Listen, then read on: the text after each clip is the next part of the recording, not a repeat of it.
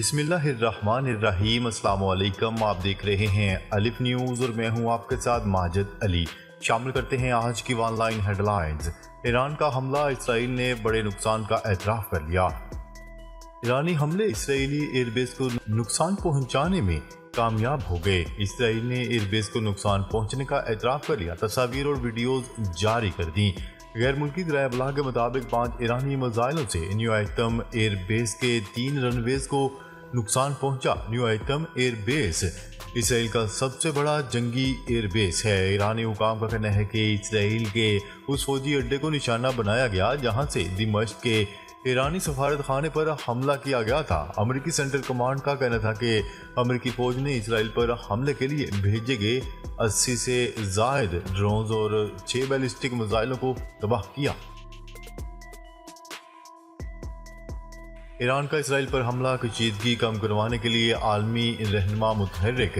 ایران کا اسرائیل پر حملہ کشیدگی کو کم کروانے کے لیے عالمی رہنما متحرک ہو گئے۔ تفصیلات کے مطابق اسرائیل کے حملے کے جواب میں ایران نے 14 اپریل کی شب کو ڈرونز اور کروز میزائلوں سے حملہ کیا تھا، جس سے دونوں ممالک میں کشیدگی میں اضافہ ہو گیا۔ امریکہ، سعودی عرب، عراق، ایران اور اردن کے رہنماؤں کے رابطوں میں تیزی۔ امریکی صدر جو بائیڈن نے اردن کے بادشاہ شاہ عبداللہ کو ٹیلی فون کیا۔ ایران کے اسرائیل پر حملے اور خطے کی صورتحال پر تبادلہ خیال کیا گیا۔ اردن کے بادشاہ نے کہا کہ اسرائیل کے کسی بھی اقدام سے کشیدگی بڑھ جائے گی۔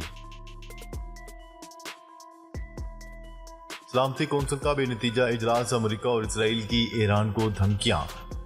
اقوام متحدہ کی سلامتی کونسل کے اجلاس میں اسرائیل اور امریکہ کے مندوبین نے تلخ تقاریر کی اور ایران کو سنگین نتائج بھگتنے کی دھمکیاں دی، جس کے جواب میں ایران نے بھی بھرپور جوابی کارروائی کا عندیہ دیا۔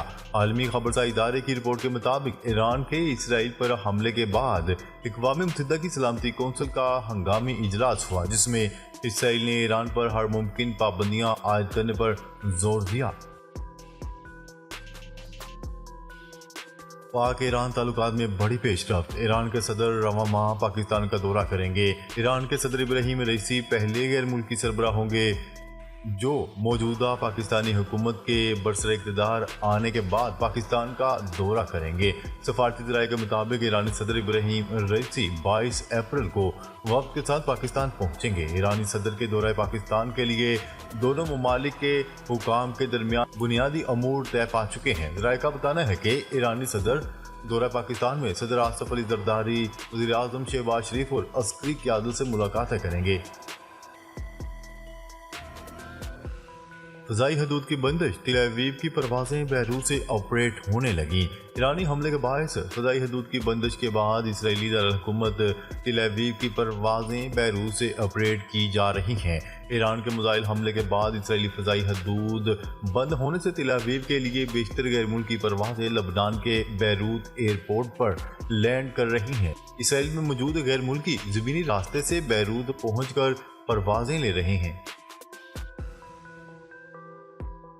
ایرانی حملے کو ناکام بنانے میں اسرائیل سے تعاون کرنے پر اسرائیلی شہریوں نے اردن کے شاہ عبداللہ کے لیے محبت بھرے پیغامات جاری کر دیے۔ سوشل میڈیا پر اردن کے شاہ عبداللہ کا شکریہ ادا کرتے ہوئے اسرائیلی شہریوں نے اپنے پیار بھرے پیغامات میں کہا ہے کہ ہمیں تم سے پیار ہے۔ اسرائیلی میڈیا نے دعویٰ کیا ہے کہ اسرائیل پر ایرانی حملے کے موقع پر اردن اور اسرائیل نے تاریخ میں پہلی مرتبہ فوجی تعاون کیا ہے۔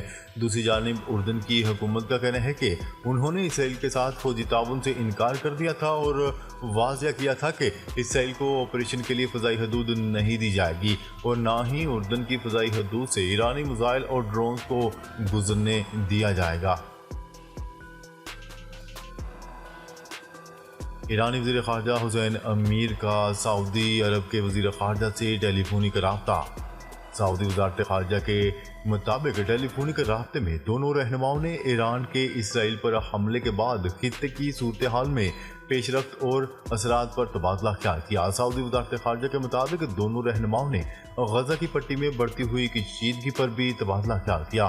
اس سے قبل سعودی عرب نے ایران کی جانب سے اسرائیل پر کیے جانے والے ڈرون حملوں کے بعد خطے میں مزید بڑھتی ہوئی کشیدگی کے تناظر میں تمام فریقین کو انتہائی حد تک تحمل کا مظاہرہ کرنے کی اپیل کی تھی۔ اسرائیل کے لیے 14 ارب ڈالر کی امداد کے لیے جو بائیڈن کا کانگریس پر دباؤ۔ عرب میڈیا کی رپورٹ کے مطابق امریکی صدر جو بائیڈن نے اس حوالے سے ریپبلکن ہاؤس کے اسپیکر سے فون پر رابطہ کیا ہے۔ مائک جانسن نے امریکی صدر جو بائیڈن سے جواب میں کہا کہ ریپبلکن پارٹی اسرائیل کے ساتھ کھڑے ہونے کی امریکی ضرورت کو سمجھتی ہے۔ ریپبلکن ہاؤس کے اسپیکر کا یہ بھی کہنا تھا کہ رواں ہفتے امریکی اخراجات کے پیکیج آگے بڑھانے کی کوشش کی جائے گی۔ اسرائیل کے سخت حریف ملک ایران کا میزائل سسٹم کتنا مؤثر اور فوج کتنی طاقتور ہے، برطانوی تھنک ٹینک نے رپورٹ جاری کر دی۔ غیر ملکی میڈیا کی رپورٹ کے مطابق برطانوی تھنک ٹینک انٹرنیشنل انسٹی ٹیوٹ آف اسٹڈیز کی رپورٹ پر مبنی خبر دی ہے، جس میں کہا گیا ہے کہ ایران کے پاس 5,23,000 فوج ہے، تاہم اسرائیل کے مقابلے میں ایران کی فضائی قوت کمزور ہے، لیکن اس کے میزائل صلاحیت فوجی طاقت کا مرکزی جز ہے۔ اس حوالے سے امریکی محکمہ دفاع کا کہنا تھا کہ کئی سالوں سے عائد پابندیوں کے باوجود ایران ڈرون صلاحیت حاصل کرنے میں کامیاب رہا اور اس کی میزائل قوت مشرق وسطی میں سب سے بڑی اور طاقتور قوت ہے۔ اسرائیل کا نصیرات کیمپ پر حملہ، 40 سے زائد فلسطینی شہید۔ عرب میڈیا کے مطابق بے گھر فلسطینیوں کی جانب سے جنوب سے شمالی غزہ میں گھروں کو واپس جانے کی کوششیں جاری ہیں۔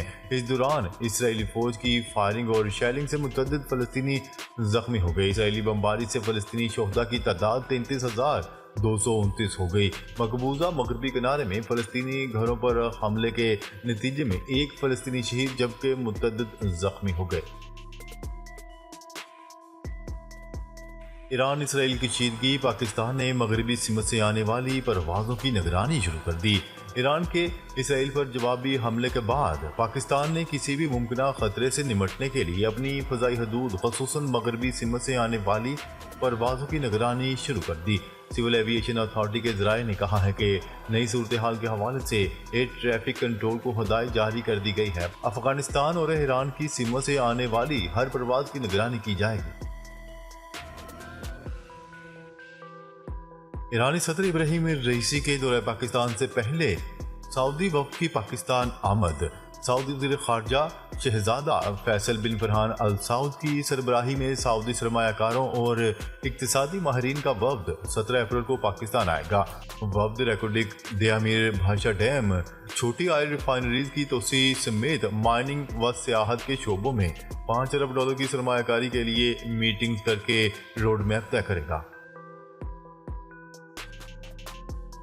افغانستان میں بارشوں اور سیلابی ریلوں سے تباہی، 33 افراد جاں بحق، سینکڑوں مکانات تباہ۔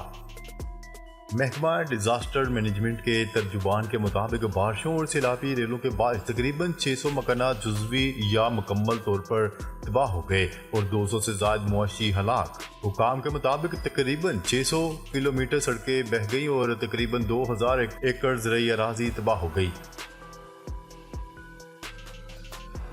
ایران کی فوج کی جانب سے قبضے میں لیے گئے اسرائیلی جہاز پر 2 پاکستانیوں کی موجودگی کا معاملہ دفتر خارجہ نے ایرانی حکومت کے سامنے اٹھا دیا۔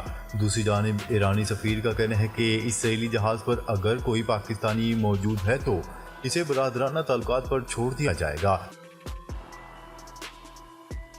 صومالی قزاقوں نے $5 ملین تاوان کے بدلے بنگلہ دیشی پرچم والے کارگو جہاز کو 23 افراد سمیت چھوڑ دیا۔ غیر ملکی خبرساز ایجنسی کی رپورٹ کے مطابق تاوان کی مطلوبہ رقم 3 بوریوں میں ہوائی جہاز سے کارگو جہاز پر گرائے گئے، جس کے بعد قزاقوں نے جہاز کو آزاد کر دیا۔